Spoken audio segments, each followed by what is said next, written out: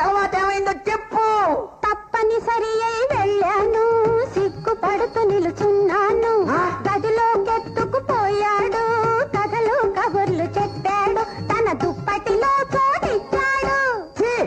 కులత పాపాత్ములాలా, నువ్వు నాకొద్దు, పో వాడి దగ్గరికి పో.